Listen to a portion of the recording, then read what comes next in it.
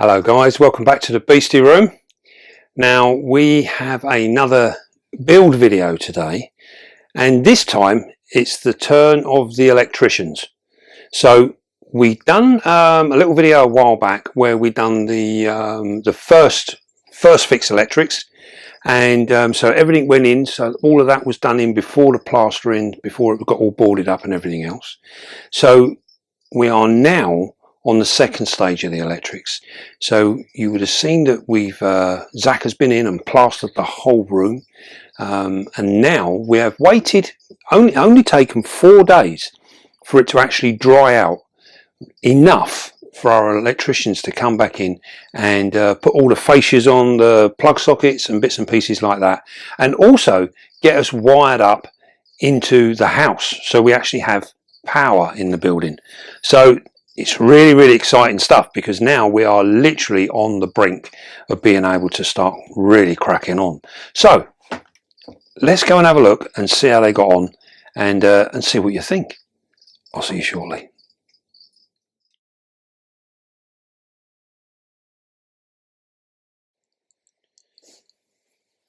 Well, here we go. This is our electricians on site today. So we're looking at day 11 in our video library, and it's actually now time. What we've done now is we've just previously watched the plasterboarding going on, where Zach plasterboarded the whole unit out. So he's done it all. Now this is actually 3 days. He finished on the Sunday, and this is now Thursday. Sorry, this is Thursday. So we are 4 days after the plasterboard was finished, and as you can see there is still a little bit of moisture in the plasterboard, which is the dark pink, but it's actually dried out phenomenally well, and we didn't put any heat in the room at all. So we've literally just left it to dry naturally. The boys now are actually measuring out where the lights are going to be. Now they've made a plan of where the cables are. So all they're doing now is, obviously where the plasterboard's gone on, it's sealed off everything. They can't see anything, so they now have to measure where the wires are. And this was a rather interesting way of doing it, and I thought, I wonder if we're going to have problems finding wires. But as you see, we will find out soon enough. Now, as you can see there, he's putting in the sockets. Now, many of you have asked about how many sockets we're going to have in the building. In that far corner down there, there is 8 double sockets. And then we're now in the opposite corner, and you can see over there, there's 8 double sockets in that far corner as well. Now, what we're fixing on in the right hand corner here now, we are going to have a couple more double sockets, which will go underneath my desk. And the little box there that you can see that's next to them sockets, which is open, that will be our data cable. So we're going to have internet and everything fed directly through into the room, so that we can sit and do lives and things like that on our YouTube channel. So hopefully this will make sure that this room is pretty much future proof. Now, as you can see there, the double sockets are going in. Now all of those sockets there are linked, and then all of the sockets within the room are on one separate line. So they're separate from our lights and everything else. So we've tried to cover it. Now, we're looking at, within the main room, we will end up with 16 double sockets, which gives us 32 plugs. And I figure that is probably going to be enough. Now, when I done my previous reptile room, to give you an idea, I had well over 100 double sockets in there. There was a lot of double sockets, and we ended up using pretty much all of them. Now, in the setup that we're doing today in this Beastie room, we don't need quite so many outputs as we had in our reptiles, because obviously reptiles have a lot more in terms of individual heating, individual lighting, all sorts of different things going on that all need power. Now we are looking at actually just powering up shelves rather than individual enclosures. Now Mike is cutting the holes now. You saw him earlier on measuring out the ceiling as to where the lights need to be, and he's cutting the holes in through now. You can see a lovely neat job. He's using a hole saw, and because it's plaster it cuts very, very easily. So he's now cutting the holes through. So he's measured them all out. Fingers crossed he's got them all perfectly right, and I'm pretty sure he will have. There you go, look at that. There's the cables. Now these holes are only a 60mm hole, so they're only tiny, as you can see there now. You know, in adjacent to his hands, the holes are only small, and he's just needing to pull them cables through. Now the cables he's pulling through now, these are going to be the desk lights. There you go, he's explaining now that we've used a smaller light, which makes it harder. So if you do happen to lose a cable, you can't find it. There you go, he's found it straight away. So there is a little bit of mucking about, but it's, I mean, they've all come through perfectly, and you can see there, lovely clean holes. Now the reason Mike prefers to do it like this, because many electricians would have left the cables through, and then when they plasterboard the ceiling, the plasterer would have cut holes in and pulled the cables through and then plastered all around them. But as Mike said, and was correct, that this is a far cleaner way of doing it. And also as well, it stops the edges of the holes getting damaged, or when the plasterer comes in, he can't get a completely clean finish. So you always end up with little globs of plaster and bits and pieces. By doing it this way, we've ended up with perfectly round holes. Them lights will fit in beautifully, absolutely beautifully. So yeah, we learned something else along the way. And provided your electrician has a written plan of where them cables are, measurements as to where they should be, then as Mike has shown here, it's all very, very simple, and they come through straight away. So now he's putting on the lights, and many of you asked, you know, in the last one, what lighting are you going to use? And I said it would all become apparent. And we've gone for ceiling lights rather than having external lights like I've used before. Originally I was going to put LED strips in there, but then I didn't like the idea of that. I was like, no, we want something that's a little bit smarter looking. So we've gone for individual ceiling lights. Now we've got two different sets of ceiling lights going in. So we have one which is the main room set, which will illuminate the room, and there is 6 of those. And then we have 2 other individual ones which run on a different circuit above the desk, so that we can actually light the desk up for when we're working there, and also for when we're filming, doing our videos. So I've tried to cover everything. I've tried to think of everything.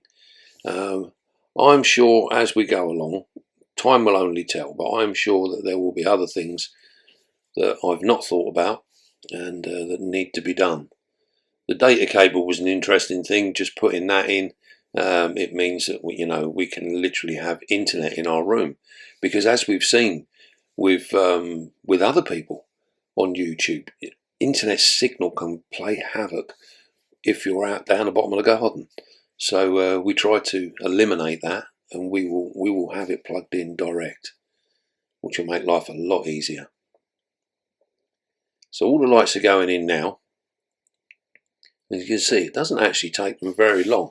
They were here for probably around about 5 hours or so, maybe 5 hours, and they managed to do all of these sockets, get all the lights in.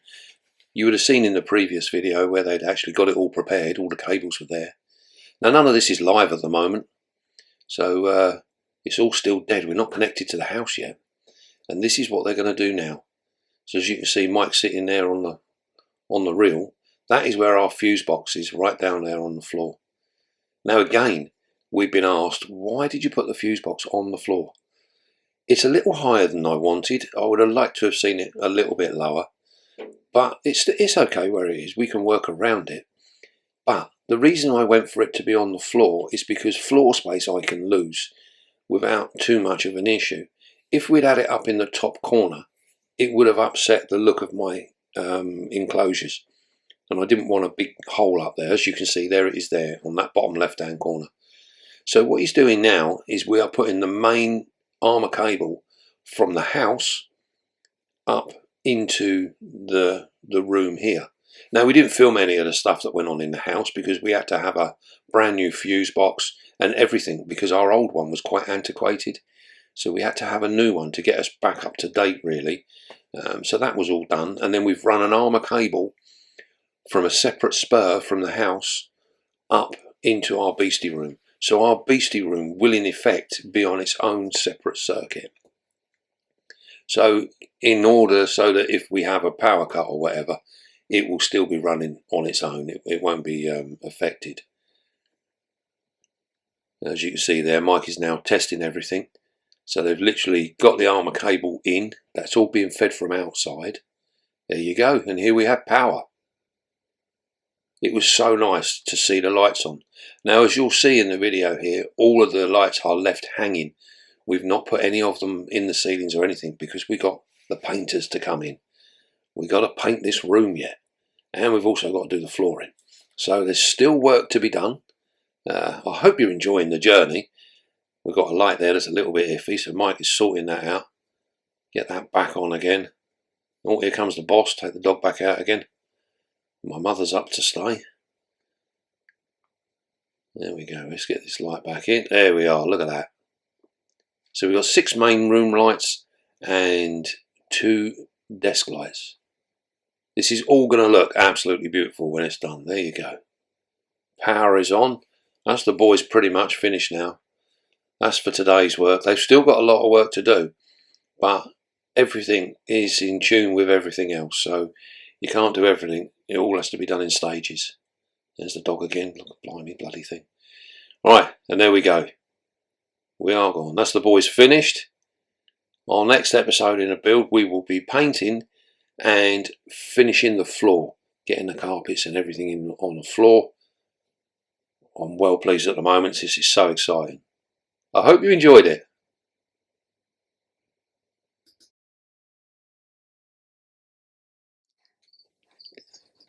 Well, that was pretty epic, wasn't it? I mean, they actually stayed there for, I think they were there for about 5 hours or so.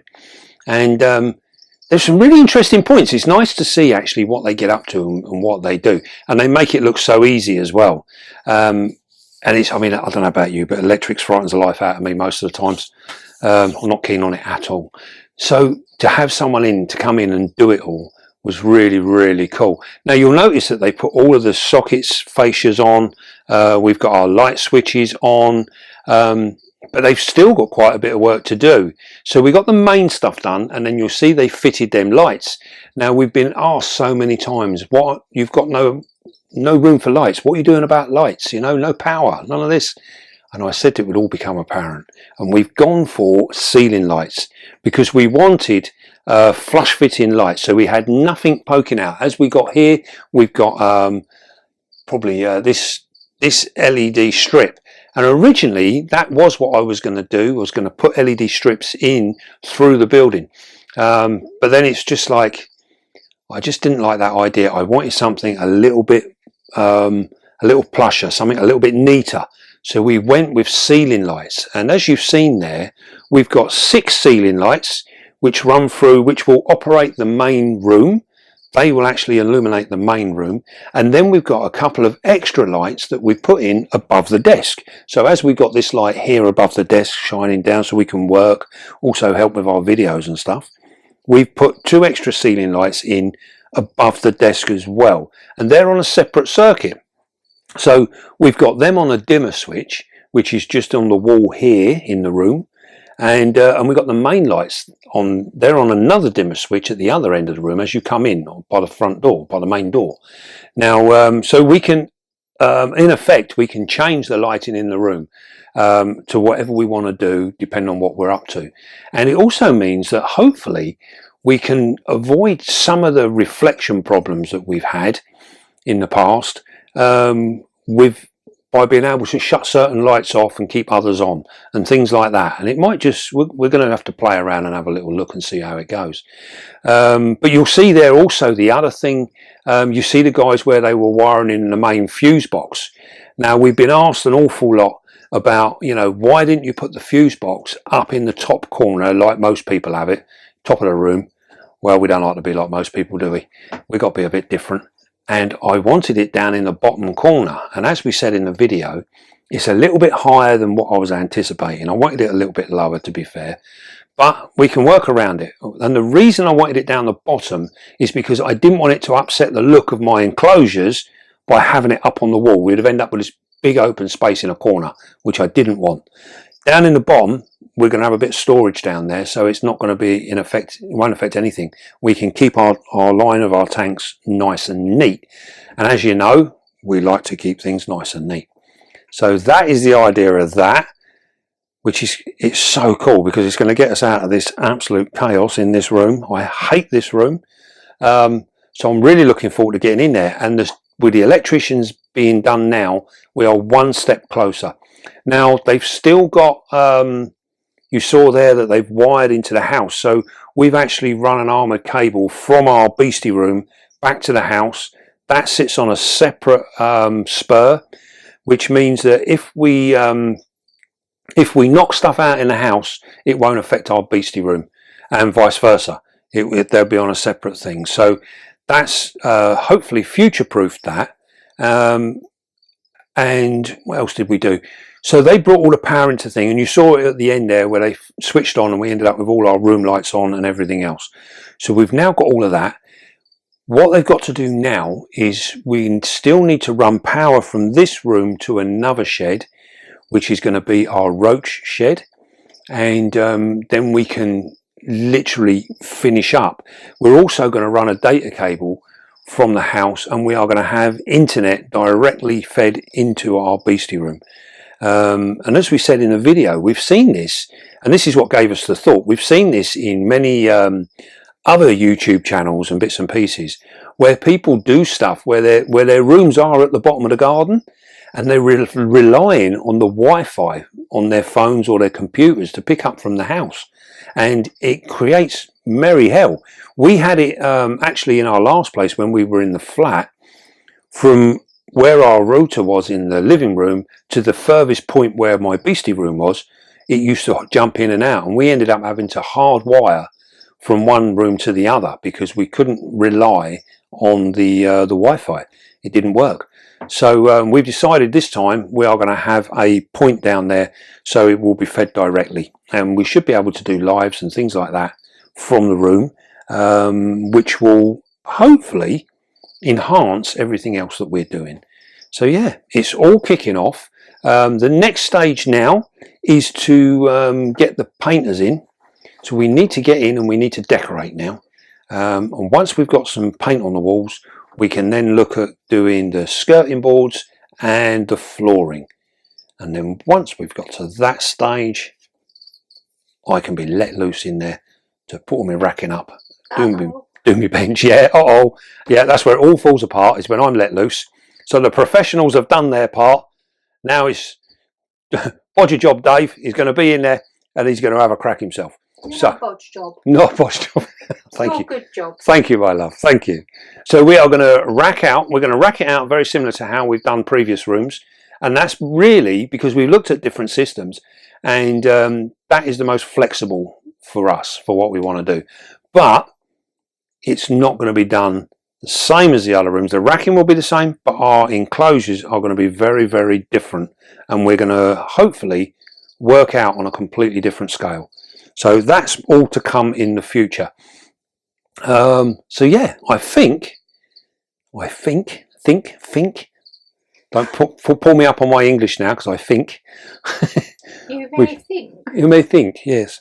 Yes. Yes. So that is it. So now our next step will be painting and flooring, and then we shall really, really have a room to be proud of.